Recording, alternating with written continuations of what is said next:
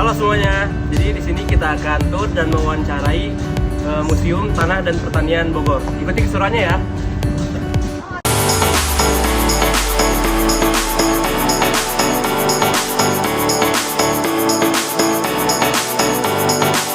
Selamat siang Ibu Ayu. Saya perwakilan dari STP Bogor ingin mewawancarai Ibu untuk beberapa pertanyaannya. Yang pertama itu adalah kapan berdirinya Museum Tanah dan Pertanian? Oke, untuk Museum Tanah dan Pertanian sendiri sebenarnya dulu itu kita ada di museum, dan kebetulan gedung pertama ini dulu memang menjadi gedung cagar budaya dan dulunya sudah ada sejak zaman kolonial. Agak panjang ya, jadi nggak apa-apa ya untuk sejarahnya. Pertama itu gedung yang di depan ini dulu sebagai gedung museum tanah, dan dibangun dan dibuka secara untuk umum itu tahun 2017, tepatnya 5 Desember 2017, dan diresmikan oleh Pak Andi Amran Sulaiman. Lalu setelah itu baru dibangun lagi museum di belakang ini, jadi Museum Pertanian itu pada 22 April 2019. Kemudian baru grand launching digabungkan menjadi Museum Tanah dan Pertanian pada 3 Maret 2020. Lalu siapa yang menginisiasi adanya Museum Tanah dan Pertanian ini?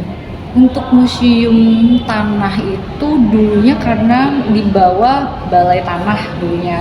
Memang Balai Tanah pertama, lalu kemudian diambil alih waktu itu oleh Pustaka, Pusat Perpustakaan dan Literasi Pertanian, dan memang karena sudah ada koleksi-koleksi akhirnya dibuka menjadi museum gitu. Kalau yang untuk Museum Pertanian itu yang menginisiasi adalah pejabat-pejabat di Kementerian Pertanian pada waktu itu termasuk Pak Bungaran Saragih, itu mantan Menteri Pertanian. Kalau untuk jam operasionalnya itu kapan jam operasional Museum Tanah dan Pertanian itu? Untuk jam operasionalnya kita dari Selasa sampai dengan Jumat itu buka dari jam 9 sampai jam 3 sore, tapi khusus di hari Sabtu itu kita buka dari jam 9 sampai jam 12 siang. Apa museum ini dibuat dan apa tujuannya ya, Bu? Untuk pembuatan museum ini sebenarnya sesuai dengan visi dan misi ya, didirikannya museum ini, yaitu untuk supaya masyarakat itu lebih mencintai museum, lebih mencintai sejarah, terutama khususnya untuk sejarah pertanian, lalu perkembangan ilmu pengetahuan khususnya pertanian juga, lalu komoditas pertanian, juga kebijakan-kebijakan pertanian gitu. Jadi ya tujuannya untuk mengedukasi masyarakat lebih ke situ. Pertanyaan terakhir dari kami itu bagaimana perkembangan museum dari faktor bangunan dari awal hingga sekarang? Untuk bangunannya tadi sudah dijelaskan di awal kalau memang dulu ini adalah bangunan Belanda yang dulunya juga dipakai sebagai laboratorium penelitian tanah oleh orang-orang Belanda, lalu berubah menjadi kantor yang diisi oleh Balai Tanah yang sekarang mereka pindah ke Cimanggu gitu.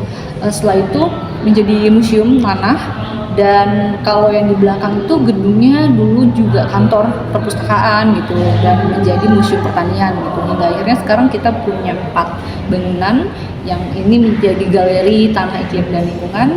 Lalu gedung kedua itu gedung B itu menjadi kantor kita di basement, lalu juga ada guest house dan ruang meeting. Lalu untuk bangunan ketiga yaitu gedung C itu menjadi galeri khusus pertanian, ada 3 lantai gitu, ada 3 galeri. Dan yang terakhir gedung D itu ada galeri peternakan, lalu ada ruang serbaguna, playground dan juga sinema dengan view, ada rooftop dengan view Gunung Salak gitu, yang itu kita jual untuk masyarakat juga gitu. Baik, mungkin segitu aja Bu wawancara dari kami. Terima kasih atas waktunya. Di sini di gedung A ada koleksi satu tanah gambut, ini spesifikasinya.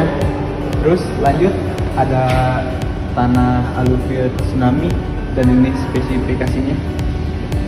Di sini juga ada koleksi batu, tanah-tanah, dan masih banyak lagi tanah. Dan juga ada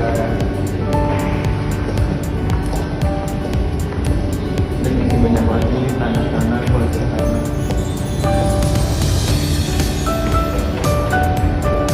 Oke guys, ini akhirnya kita ke gedung C ya. Silakan masuk. Ya guys, jadi di sini di gedung C ini kita melihat ada hewan-hewan yang lalu ada sumber pangan,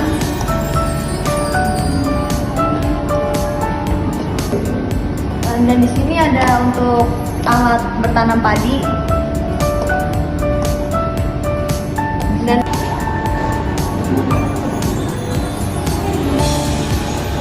Lalu selanjutnya di sini ada beraneka ragam kacang-kacangan. Lalu di sini ada beraneka ragam ubi-ubian. lanjut ini kita di gedung D. Ya, di sini kita masih berada di gedung D dan ini di bagian rooftopnya. Dan pemandangannya itu langsung ke Gunung Salak.